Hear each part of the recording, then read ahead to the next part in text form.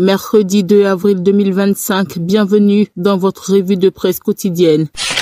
Démarrant en société, coopération internationale, le général Alexandre Appalo-Touré, élevé au rang d'officier de la Légion d'honneur française, informe le Patriote. Ici les Moulineaux, près de Paris, siège de la direction générale de la gendarmerie française, vendredi 28 mars 2025. Sur le lieu, un hôte de marque, le général ivoirien corps d'armée Alexandre Appalo-Touré. Le général ivoirien corps d'armée Alexandre Appalo-Touré, accueilli avec les honneurs de son homologue français, le général d'armée Hubert Bonneau. Une occasion qui voit être élevé au rang d'office de la Légion d'honneur française, le commandant supérieur de la maréchaussée ivoirienne. Dans la foulée, l'office général reçoit des insignes de son grade. Cette distinction, l'une des plus élevées de la République française, instituée par Napoléon Bonaparte en 1802, récompense d'excellence le mérite exceptionnel et les services imminents rendus à la nation française ou à ses valeurs tant par des citoyens français que par des personnalités étrangères de premier plan. Au même journal, enrôlement CEMU, voici la liste de ces sites d'enrôlement et de production des cartes in situ. Et puis au quotidien, le mandat coopération éducative, le gouvernement thaïlandais offre plusieurs bourses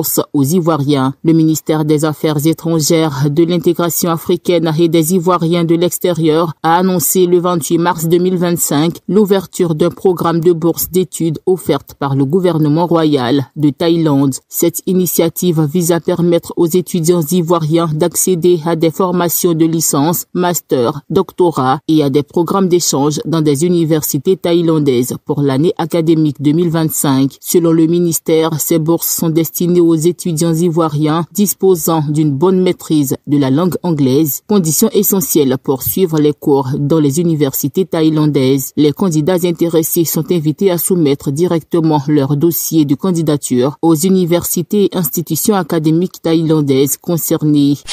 En économie, premier forum de coopération économique bilatérale, Abidjan accueille plusieurs experts et investisseurs centrafricains, tchadiens et camerounais. Et puis, renforcement de sa flotte, Air Côte d'Ivoire obtient un prêt d'environ 30 milliards de francs CFA de la Banque Ouest Africaine de Développement, écrit Le Jour Plus.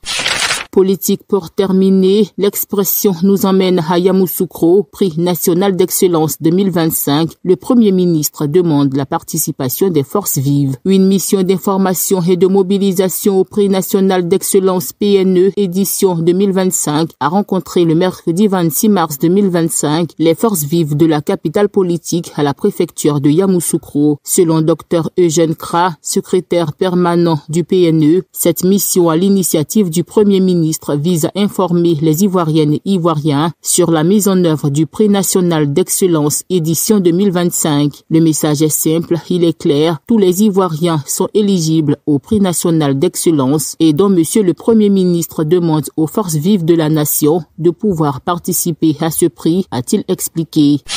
C'est la fin de cette revue de presse. APRA, Agence Presse Radio et Audio.